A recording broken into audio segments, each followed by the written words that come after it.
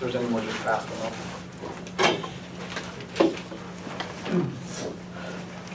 You'll be happy to know, good news here, that that's your last graded assignment. Because, I just do completion assignments leading up to exams. And then after exam 3, leading up to the final exam, I'd like to just do completion, partially to give you a break, partially to give me a break.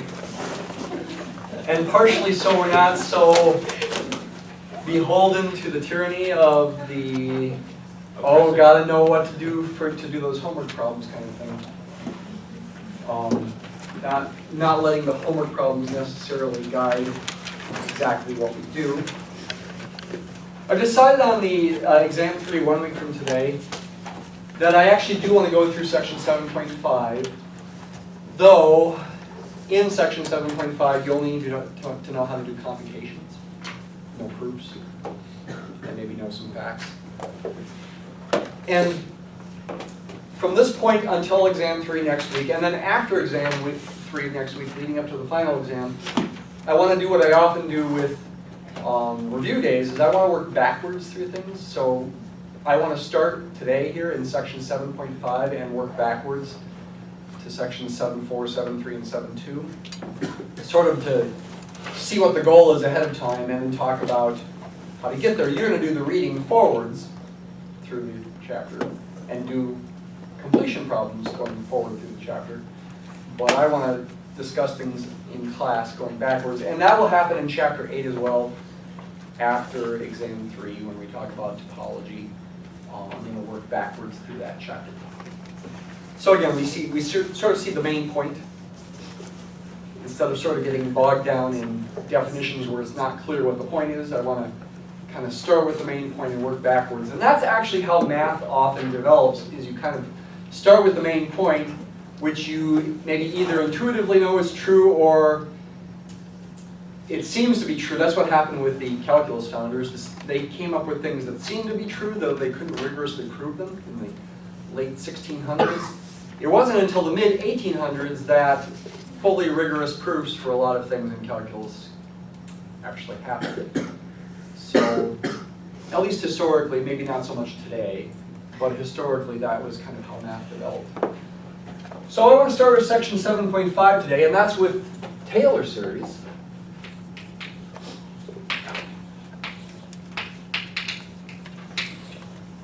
Everything I mention here should be something somewhat familiar to you. I'm not going to write sentences here, I'm just going to write equations, but I will describe some things. You got a nice function, cosine of x, e to the x, natural log of x, on an appropriate domain, and you've got a point in that domain, say not at the boundary of the domain, if there is one, in the interior of the domain. Call that point A.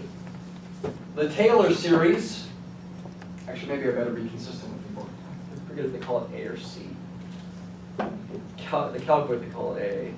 They call it C in this book. C is going to be the place where we are evaluating the Taylor series at, so to speak. In summation form, it looks like this. It's this infinite series of terms where the terms look like this. You take the kth derivative of f at c. That k in parentheses there is not a power. It's a derivative. So if it's a 3, for example, then it's the third derivative. If it's a 17, it's the 17th derivative. Use this notation because we don't want to write sort of like an arbitrary number of primes. Evaluate at c divided by k factorial times x minus c to the k. This is an infinite series of functions. You could give this thing a name. You could call it, I don't know, g sub k of x. And what we're really doing then is we're considering the series of functions that looks like this. Actually, to to be technical, based on what we talked about last time, for any fixed x, this is a series of numbers for any fixed x. And this formula in terms of x for the series of functions, thought of as an infinite sum of functions without putting the x in there. G0 plus G1 plus G2, etc. Those are functions, these GKs. This is the formula for GK of x at any particular x. To make that distinction between those things. If you write this out without the summation sign, the 0th derivative of the function is taken to be the function itself. If anybody ever asks you, what's the 0th derivative of the function? You say, oh, that's easy, it's the function itself. Okay. 0 factorial, you know from many math classes, is 1. Why? So that formulas like this work, that's why. That's why 0 factorial is 1. X minus c to the 0 is 1. Well, technically it's not if x equals c. So that c minus c is 0 and I get 0 to the 0. Technically 0 to the 0 is undefined. And because of that, this notation is actually not perfect. We take this to equal 1 even if x equals c, when k is 0. And don't worry about it. The first term is f of c, divided by 0 factorial, which is 1, so I won't write it. Plus f prime of c divided by 1 factorial, which is also 1, so I won't write it, times x minus c to the first power. I'll just write an x minus c.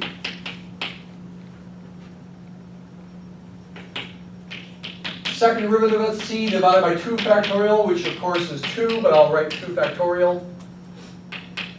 Plus the third derivative of f at c over 3 factorial, which is 6, but I'll write a 3 factorial.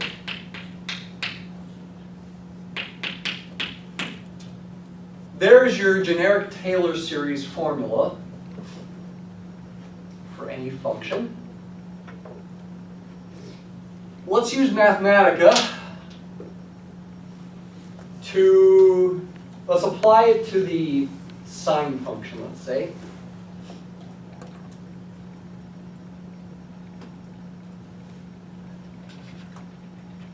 I hope you remember the Taylor series for the sine function when c is 0, also called the Maclaurin series, by the way, when c is 0. I hope you remember that. But in case you don't, let's derive it. There's the sine function. What are its values at 0, both of that function and its derivatives? Well, you should be able to do this in your head, actually. First derivative is cosine. Second derivative is negative sine. No pun there, right? Negative sine of x. Right? Third derivative's negative cosine. Fourth derivative's back to sine. Every fourth derivative you get back to itself. The eighth derivative would be back to sine. When you plug in 0, sine of 0 is 0, cosine of 0 is 1. You use those facts to get a list of values for these things at 0. Let's see. Bit of typing here. Bear with me.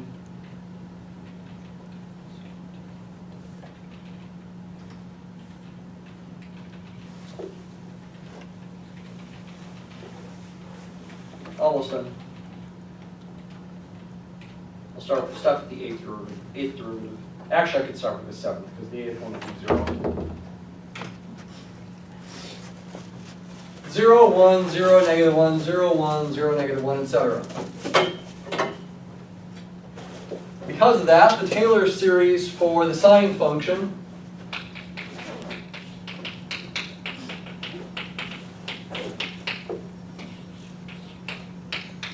is 0 plus 1 times x minus 0, which is x, plus 0 over 2 factorial times x minus 0 squared, which is x squared, plus negative 1 over 3 factorial times x minus 0 cubed, which is x cubed, etc.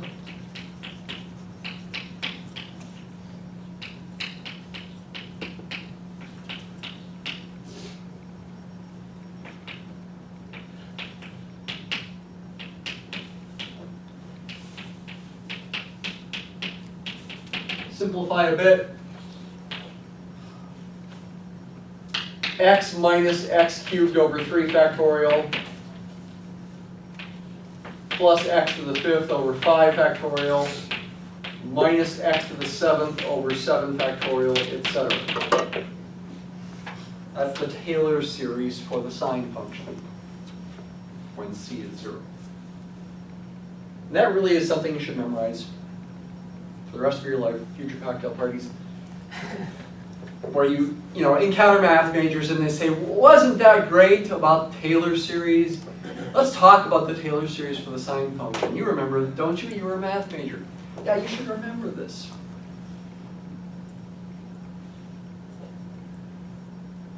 What else do we know about that series besides that it is the Taylor series for the sine function when c is 0? It's almost too obvious to say. Yeah, it is only odd powers of x, that's true, but what does it equal? Does it equal something? Does it converge?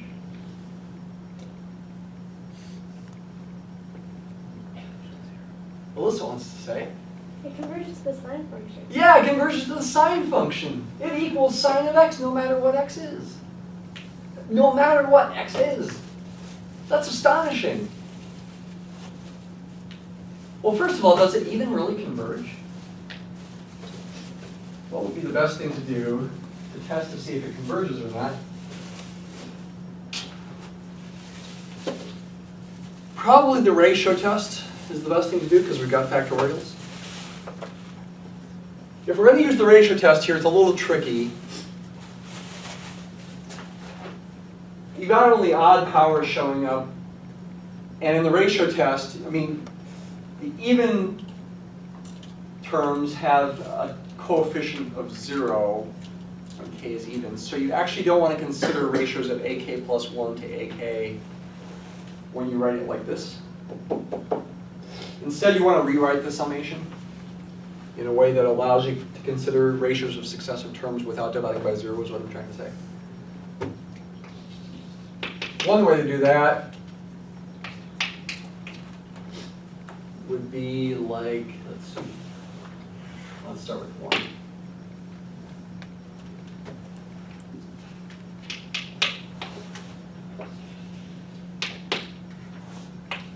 Oops, what's wrong? When k is 1, I want the first one to be 1. 2k minus 1 factorial is what I want.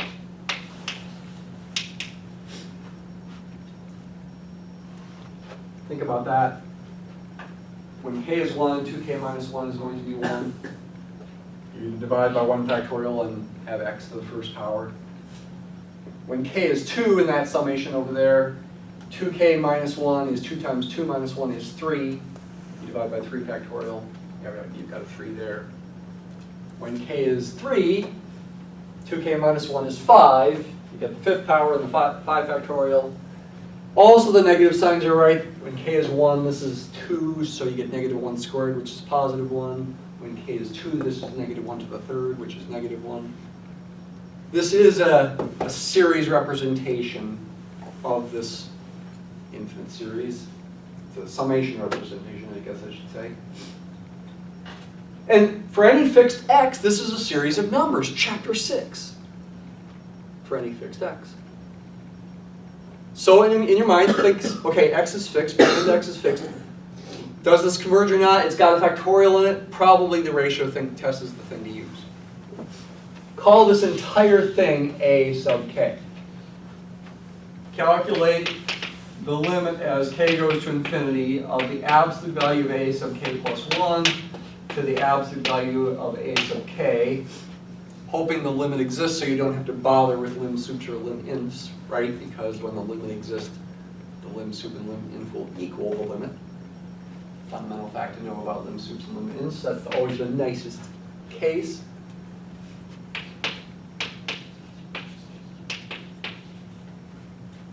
When you replace k with k plus 1 in this expression here, you'll get negative 1, replace that k with k plus 1 to the k plus 2.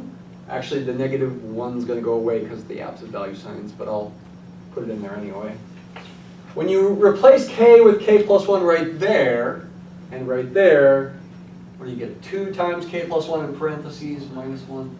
2k plus 1, I think.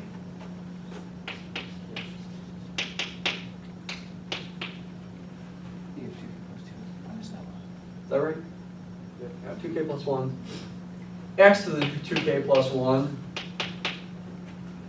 Dividing by the absolute value of ak. Well, I could put the division here, but I could also just take the reciprocal and put it inside the new absolute values. The absolute value, the quotient of two absolute values is the absolute value of their quotient. That's no problem. What I'm trying to say is you could do this.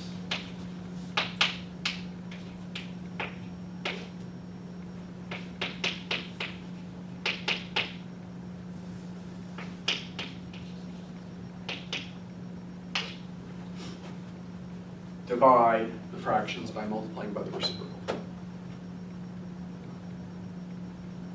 You get a bunch of cancellation. I mean, the negative ones go away completely because of the absolute value signs. This completely goes away.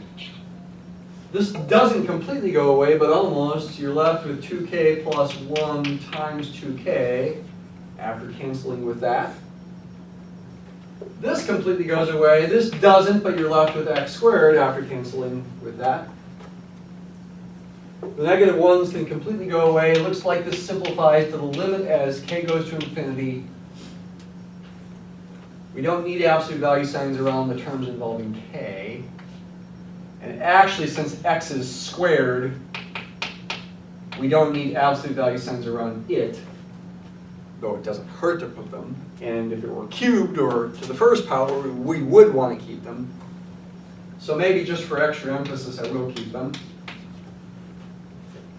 Again, because it's squared, you don't have to have them here, but there are examples where this is an odd power. And you'd want to keep the absolute value signs in that case. Anyway, it really doesn't all matter in this case, because when x is fixed, this limit as k goes to infinity is 0. Which is less than 1. Which means, by the ratio test, this series converges. But x was arbitrary, so it converges for all x. Verify converges for a fixed x, but then you just say, hey, wait a minute, x was arbitrary. Therefore, it doesn't matter what x is, it's going to converge no matter what x is. And now one more step, thinking of this as defining a function of x. Thinking of ak as being a function of x. Could call it gk like I did over there. This is a function defined on the entire real number line for all x. The interval of convergence is the entire real number line. The radius of convergence, it's not a number, it's infinity. The entire real number line, it doesn't matter where you center it, the radius is infinity, though we do center this Taylor series at c equals 0 in this formula.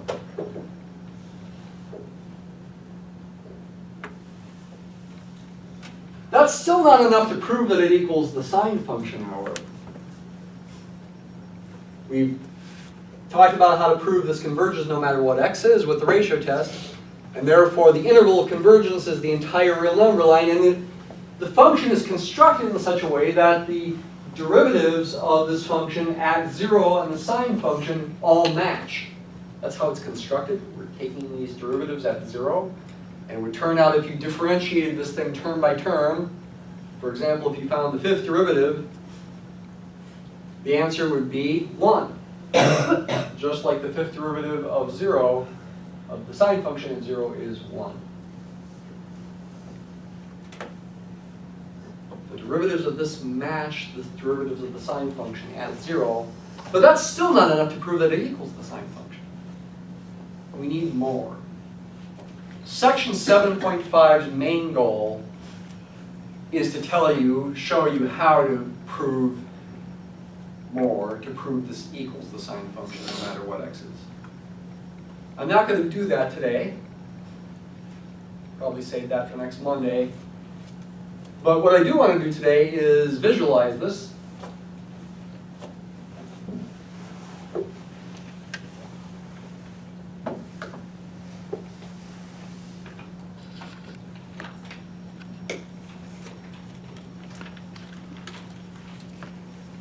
S sub n is going to be the nth partial sum of this, though I am going to use this form of the series way over there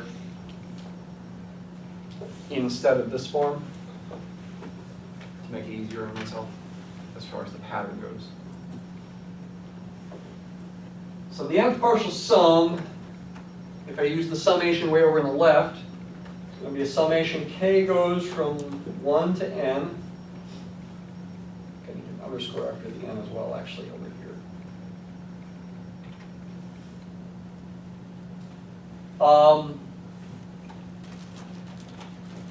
Yep, just copy what's on the board over there.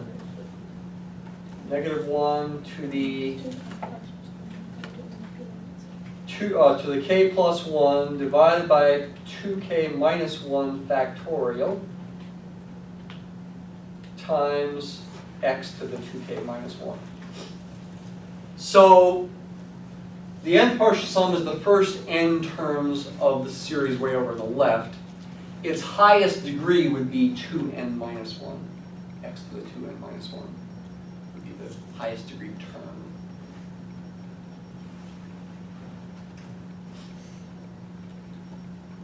For example, what is s sub 7 of x? It's going to simplify the factorials, by the way. It's going to evaluate the factorials. It's not through the 7th degree, it's through the 13th degree. 2n minus 1, 2 times 7 minus 1 is 13. So even though this is S7, it's through the 13th degree based on this form of the summation. Dividing by factorials, obviously these things are going to get very big.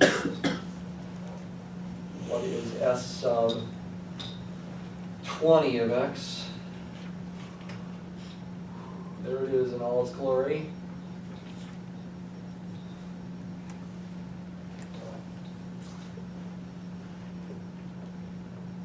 Let's graph these things along with the sine function using manipulate to make an animation.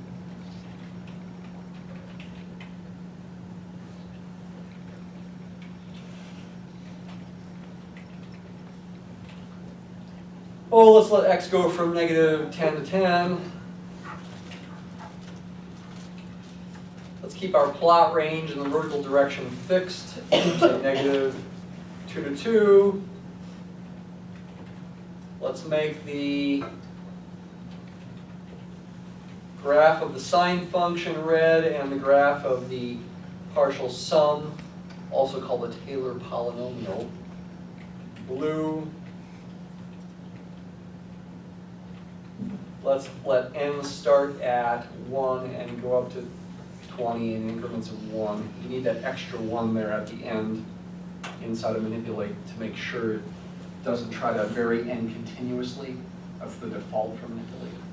So if we wanted to go up by 1 from 1 to 2 to 3 to 4, you need an extra column 1 there. What do we see? Red graph's the sine function. The first graph, that's the blue graph, is y equals x. Play it. Boom, boom, boom, boom, boom, boom. Helps you believe it, doesn't it? Let's go over a wider range. How about -20 to 20?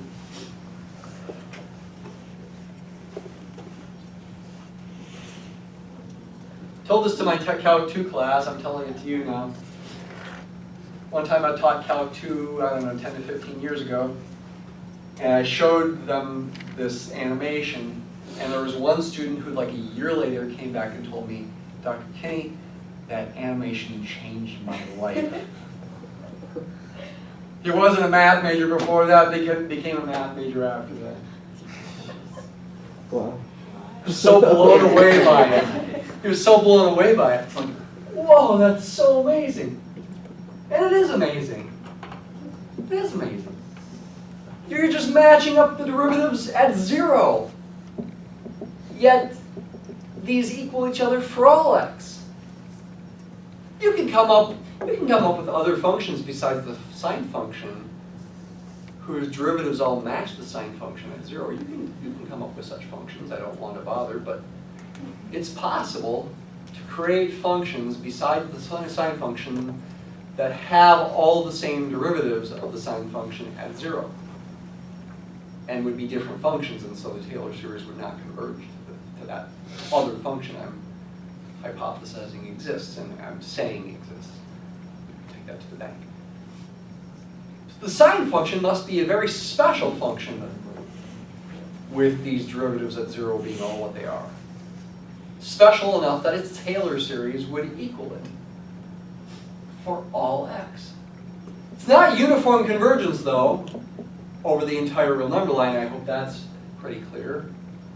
This is not converging uniformly to the sine function over the entire real number line, though over any bounded interval, -10 to 10, -1,000,000 to 1,000,000, negative Google to a Google, over any bounded interval, it does converge uniformly.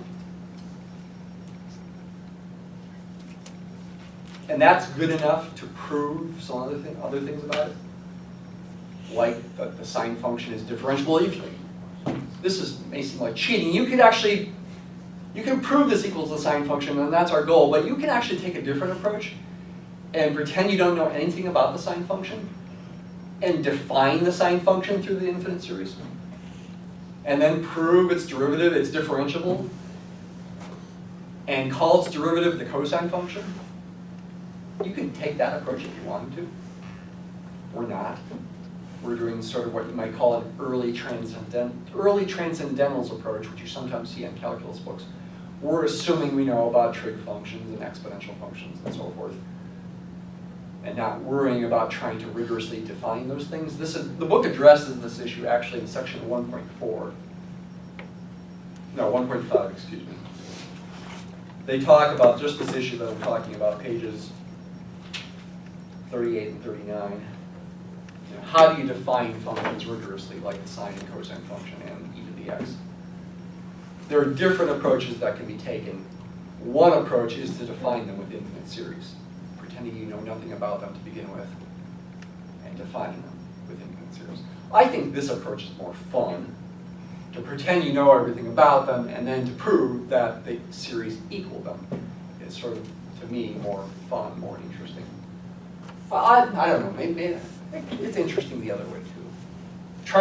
If you define the functions using infinite series, trying to prove their properties can be fun sometimes. Well, it might depend on which property you're trying to prove. How hard is it to prove? Does this work with the cosine function? Yep. Let's change the example to f of x equals cosine of x. How do I change Sn? It turns out that instead of odd powers of x, you have even powers of x. So I could get rid of this 2k minus 1 and just make it a 2k. Though if I do that, I actually don't want the summation to start at k equals 1. I want it to start at 0. Because the first term is going for the Taylor series for the cosine function centered at c equals 0 is the number 1, the constant function 1. 0 factorial is what I need, which is 1, and then I need an x to 0. And this would be fine, although, let's see, this needs to be a k instead of a k plus 1. This would be fine if Mathematica were built to handle 0 to the 0 power, as in this situation as ignoring it, like we are doing. That's what I'm trying to say. But you do run into trouble with this if you try to plot it in this new situation. I believe we get errors here. Well, maybe not. Let's see. Oh, that's because I started n at 1. Okay, if I started at 0, I think we get errors. Maybe I'm wrong. I thought I was getting errors in my calc class. Maybe I'm... Maybe it's evaluating it. Well, even like S5 of 0. That's error. Okay. It graphed it, it ignored it for the sake of graphing it. 0 to the 0 power is technically undefined, so if you want to plug in 0 into these things, it's a problem as it stands. However, that can be fixed. What I can do is I can change the initial index to be a 1 instead of a 0, and just put a 1 in front of the summation, like that. Then we don't have a problem.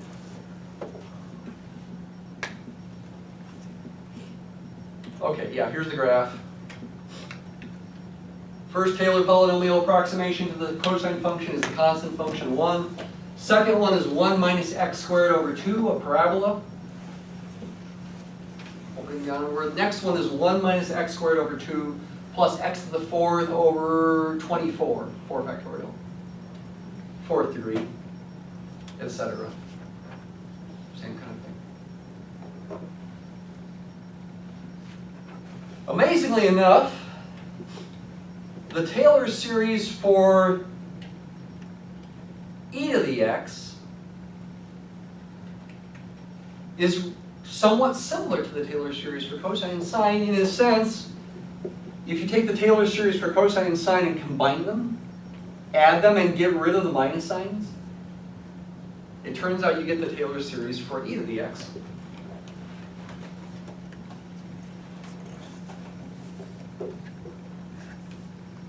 Don't want the negative 1 to any power up here, just a 1. Want just a k here. Oops. And one just a k here. Don't need the parentheses here anymore.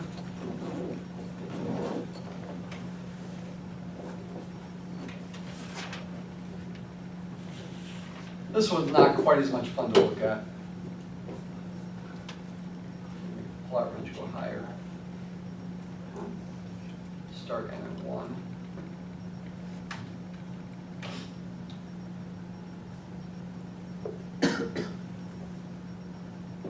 Sort of fun. Now it's just like one tail wagging on the left there. Dog wagging its tail. Is converging to e to the x, and that convergence is for all x, though it's converging very slowly when x is negative. It's not uniform convergence over the entire real number line, but it does turn out over any finite bounded interval, I should say, it actually is uniform convergence, though it doesn't quite seem like it over here. And it would have to be very, very high to make, you have to have a very high degree Taylor polynomial to be close to the e to the x when x is, say, negative 10 or negative 20, or imagine negative a Google, okay? N would have to be really, really humongous, unimaginably big, but it would be true. And that is enough to help you prove facts about it. For example, that you can differentiate it term by term.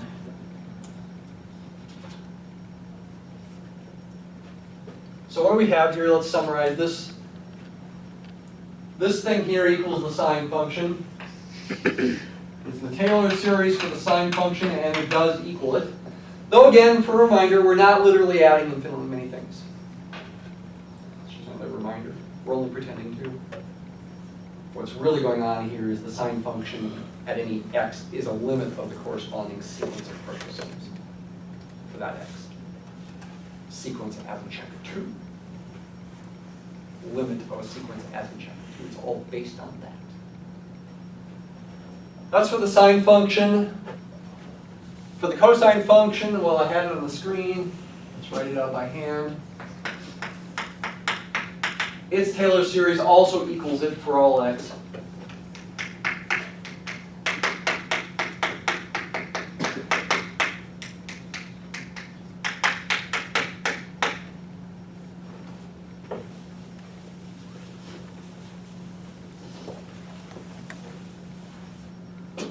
Taylor series for e to the x also equals e to the x for all x. And it's this.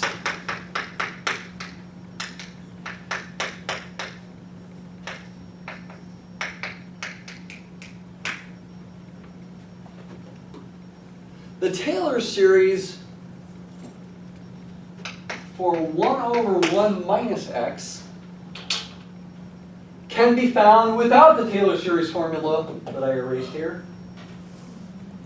Because you can recognize this is a sum of a geometric series with a equal to 1 and r equal to x.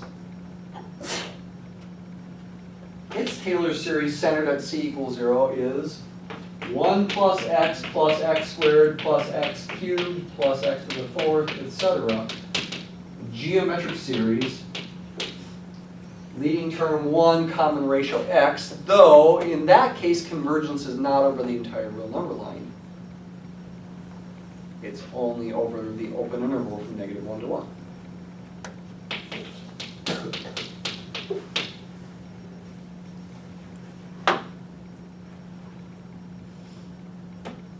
Is it uniform convergence? Let's take a look and see if we can tell if it's uniform convergence or not.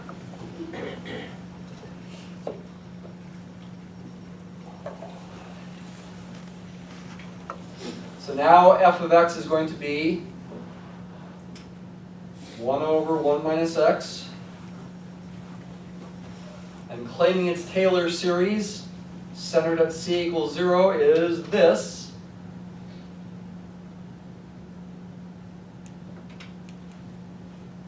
What would that mean about, for example, the fifth derivative of x of this function at 0?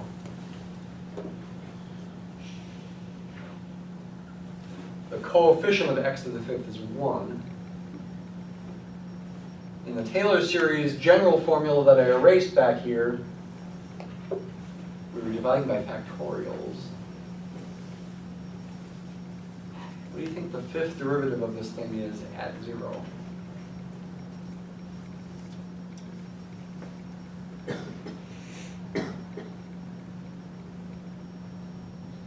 See what was erased here?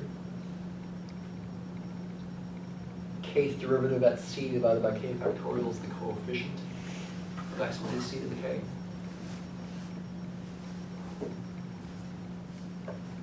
Nobody's got a guess even? You could even differentiate this in your head. Derivative of x to the fifth would be 5x to the 4th. Derivative of 5x to the 4th would be 5 times 4 times x to the 3rd. 20x to the 3rd. The derivative of 20x to the 3rd would be 5 times 4 times 3 times x squared. What are we seeing coming out of that? 5 times 4 times 3. 5 factorial. 120. Yay. 120.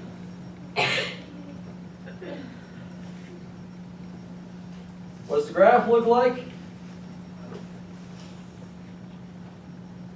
The interval of convergence is from -1 to 1, and you get equality from -1 to 1. Let's graph it from -2 to 2. The red graph is 1 over 1 minus x. That's the function. The blue graph is a Taylor polynomial, a partial sum of the Taylor series. First one is just, well, actually the first one would be 1. I mean, this is 0.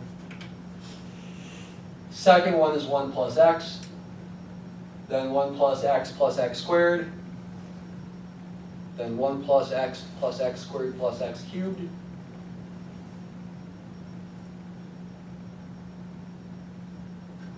Here we got the tail wagging over on the left like the e to the x one was, but this one really moves slowly, and in fact it's never going to get to -1. You're never going to get a match at -1 here. And you don't have +1 there either because it's a vertical asymptote there. This vertical line is not part of the graph. Mathematica is just, you know, Mathematica is dumb. No. I mean, you know, it's just plotting points here. You can actually get rid of that by doing exclusions at 1. Oh, but then we get a gap in the blue graph. Oh, that's okay.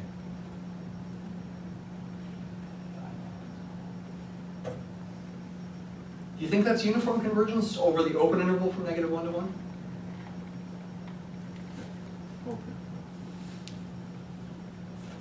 I hope your intuition says no. I did see a few people doing this kind of thing. That was good. The vertical asymptote is a problem for uniform convergence.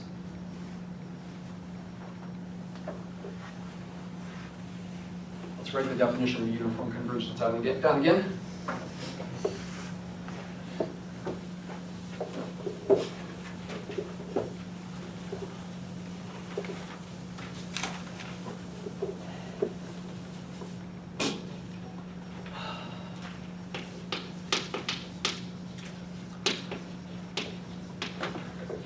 Again, a sequence of functions converges uniformly to some function on some interval.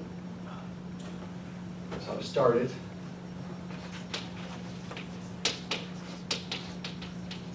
There again is my abbreviation for functions. Sequence of functions Fn converges uniformly to F on some interval I, where I'm implicitly assuming all these functions are defined in all of I. I want to be more precise, I should say they're defined in all of I. Okay, you okay if I don't write that? They are all defined on all of I. If for all epsilon greater than 0, there exists a capital N that's a positive integer such that the distance between Fn of x, the output of the function Fn at x, and f of x, the output of the function f at x, can be made less than epsilon for all little n greater than or equal to capital N, and also for all x in the interval. The same capital N works for all such n and all such x. Visually, the book draws this picture, and I'll redraw it. If your limit function has a graph that looks like that,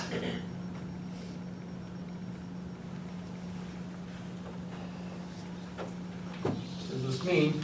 This inequality is equivalent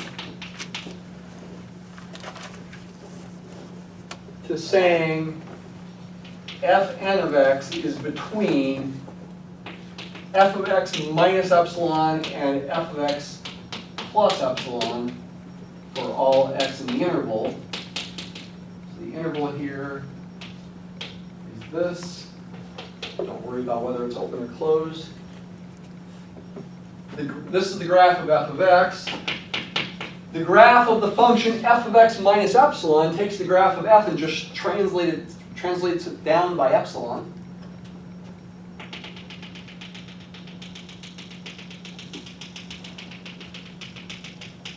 That would be the graph of f of x minus epsilon. And the graph of f of x plus epsilon takes the graph of f and translates it up by epsilon.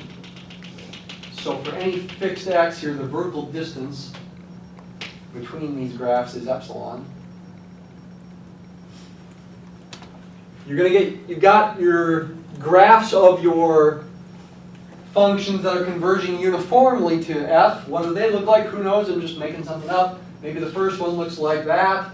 Maybe the second one looks like this. Maybe the third one looks like this. But eventually, for n large enough, capital N is the measure of large enough, when little n is greater than or equal to capital N.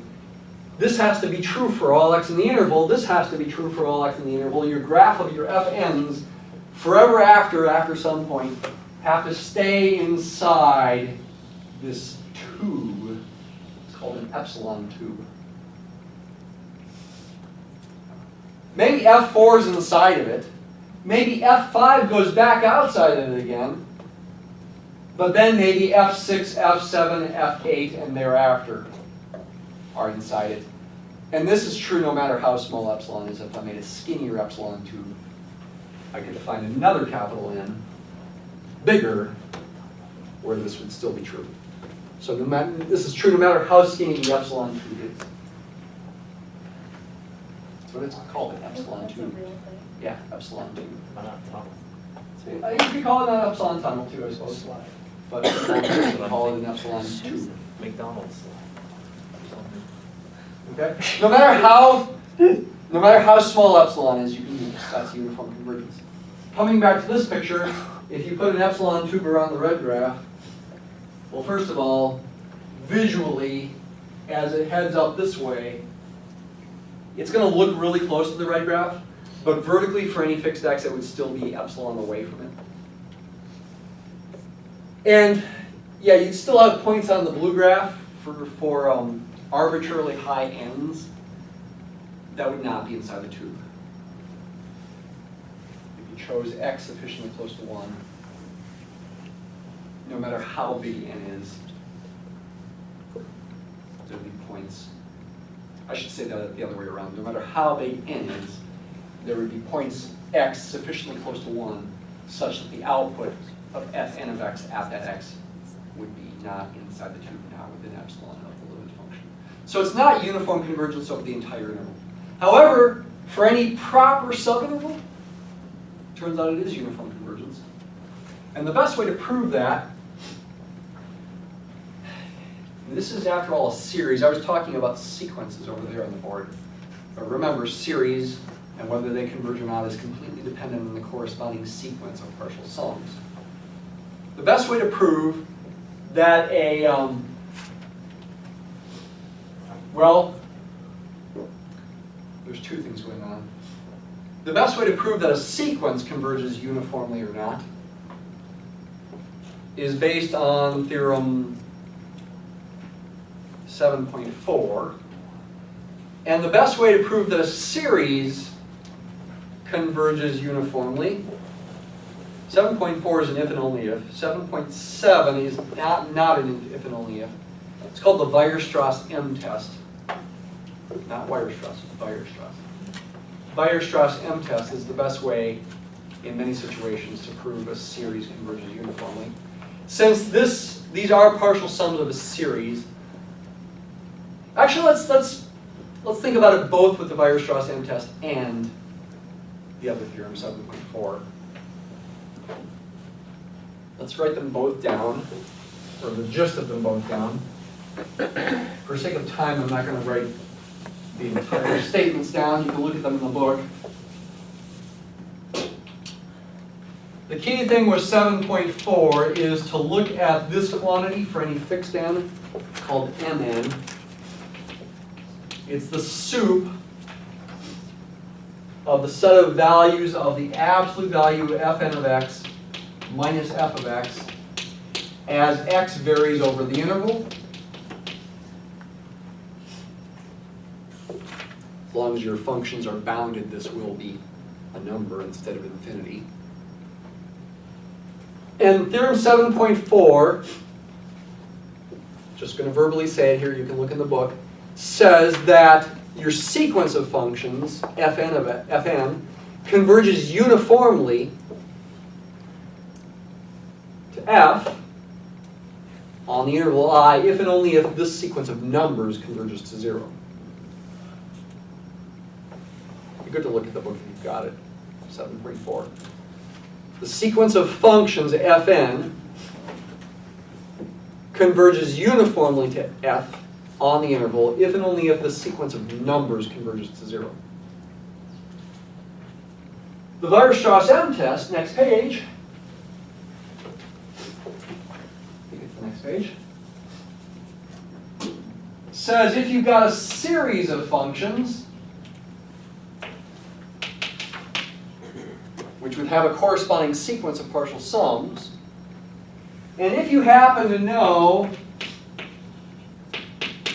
that the functions in that sequence for each k are bounded by some number mk over the entire interval in question, and if the summation of the m's happens to converge, essentially, these three things say that the series converges uniformly on the interval.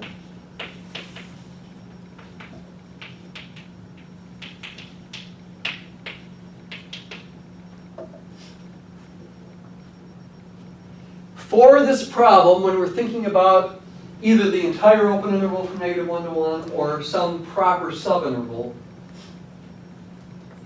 And well, let's see, you gotta even say more than proper. Some proper subinterval, really what you need is the right end point to not be positive 1. That's what I should really say. Over some interval like that, you get uniform convergence. Both of these tests can be used in this situation. You use the Weierstrass M test if you're thinking about what's being added, the terms that are being added in the series.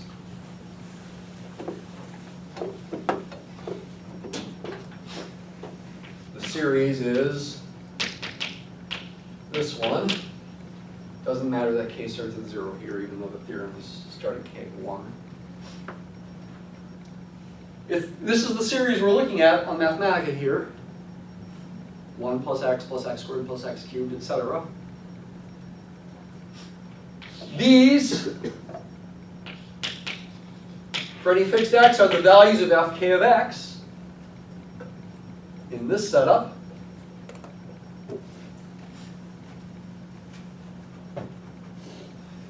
If your subinterval, and let's just make it a closed subinterval, from a to b is such that -1 is less than or equal to a is less than b, and b is strictly less than 1, then the absolute value of fk of x, which is the same as the absolute value of x to the k, which is the same as the absolute value of x to the k, will be, actually let's make a not equal to -1, will be bounded by some mk, where mk is less than 1. And you could even say what mk is. Here you could say mk is the maximum of the absolute value of a and the absolute value of b to the k power. If you let c equal the max of the absolute value of a and the absolute value of b, mk equals c to the k will work. Yeah, I do want a to not be -1 here, so I can make this work out nicely. And because of that, because a is bigger than -1 and less than b, and b is less than +1, c itself will be less than 1, and therefore so will c to the k. And how do you finish it? So we've got a series, we've got this true over the entire interval here from a to b.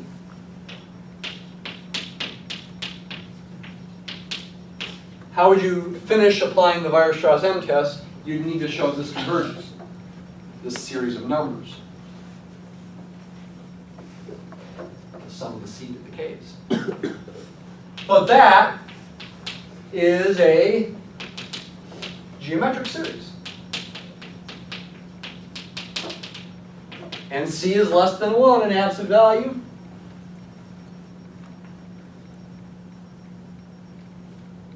C is also bigger than or equal to 0. It's less than 1 in absolute value. So this is going to converge. This is a convergent geometric series. It converges to 1 over 1 minus c.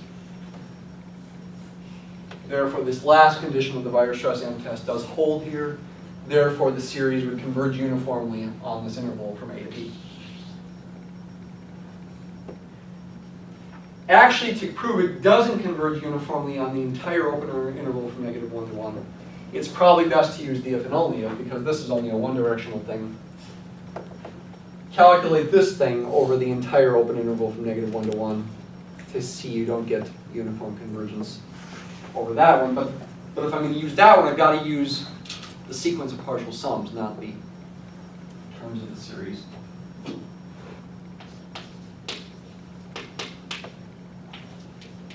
What is the sequence of partial sums of this?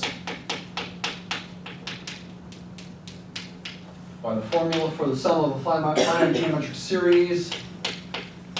In this example, it would be this.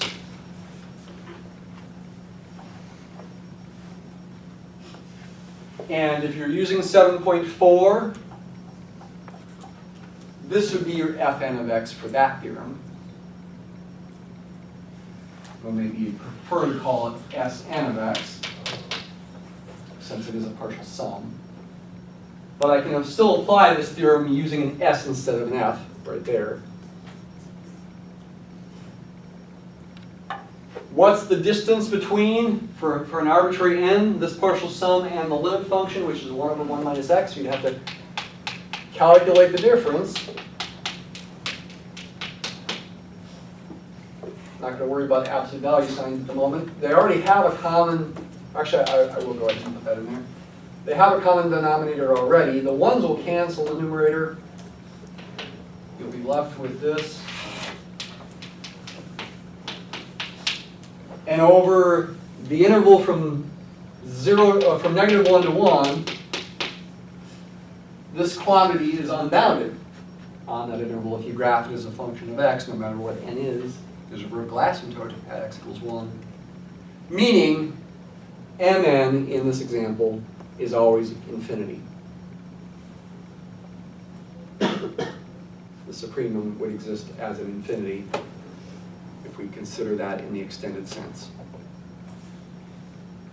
Therefore, it does not converge to 0. So I went over this pretty quickly, just sort of sketched the details. Again, this is one of these situations where if you've done a lot of work ahead of time, you're going to be tracking with me better than if you haven't read ahead of time. In your homework problems that are completion problems, you're going to be, these are the main kinds of examples you'll be thinking about in section 7.2 and 7.3 as you work on those problems.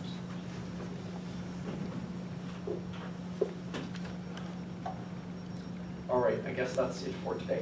Have a nice weekend.